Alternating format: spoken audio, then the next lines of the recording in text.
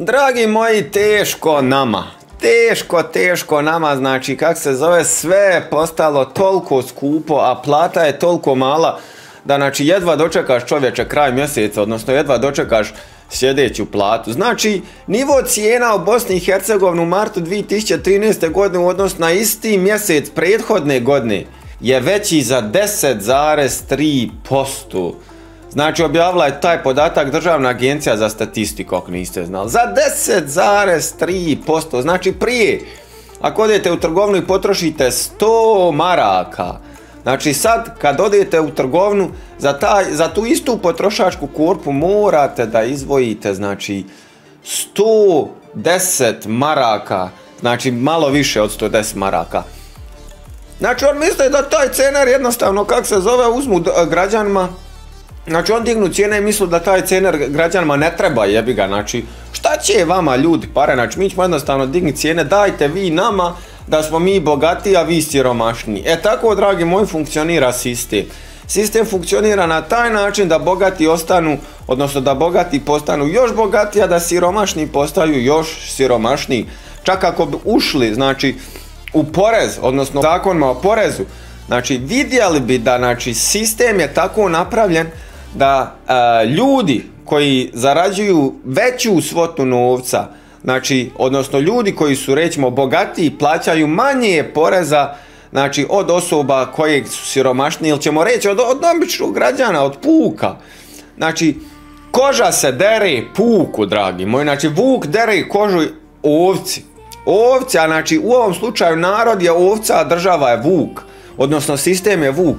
Samim time, znači, ove godine, dragi moji, izgleda da vam rastu dlake.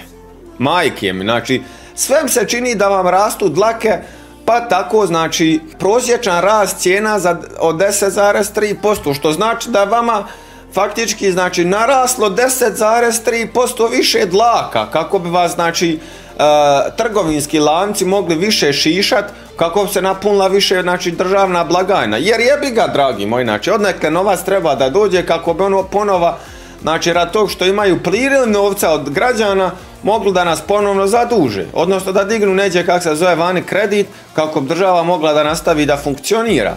Ja znam da je prosječna plata, on govore prosječna plata u Bosni, kak se zove, 1000 i nešto maraka, ili 1000 maraka. Znači, prosječna plata u Bosni od 300 do 600 maraka. Od 300 do 600 maraka, znači 150 do 300 eura. Čak ove, znači, možemo koji zarađuju preko 1000 maraka, znači, svrstati u bogataše.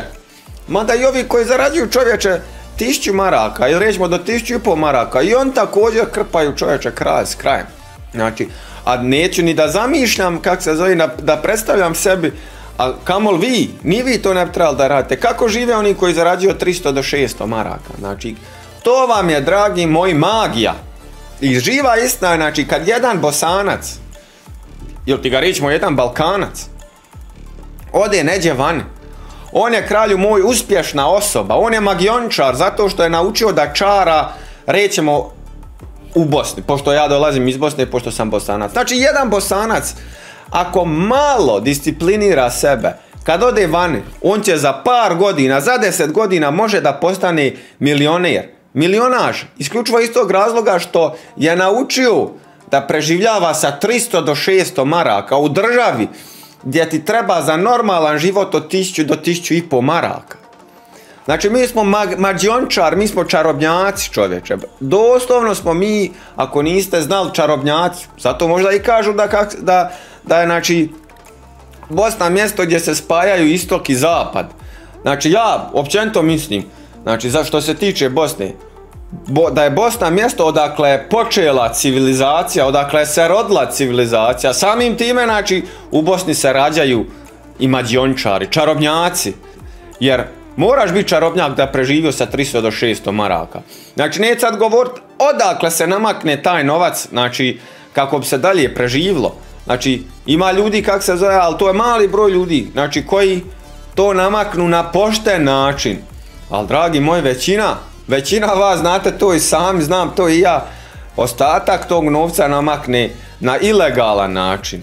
Ali jebi ga, znači, razumijem i taj ilegalan način, bitno je da čovjek, znači, dočeka taj prvi, odnosno da preživi mjesec. Jer trenutno, kakva je situacija u Bosni, a ne samo u Bosni, općenito u svijetu, znači normalan čovjek, indijanac, ili ćemo reći neandertalac, je doveden na prosjački štap i primoran je da postane čarobnjak ili ti ga mađiončar kako preživi od prvog do prvog. Jer cijene su toliko visoke, a plata je toliko mala. Eto ga, dragi moji, znači što se mene tiče, što se tiče ovog videa, to bilo to. Ako vam se video svidio, naravno lajkajte ga i podijelite da dođe do što više ljudi. Ako već niste, pretplatite se na kanal i do idućeg gledanja i vidim se.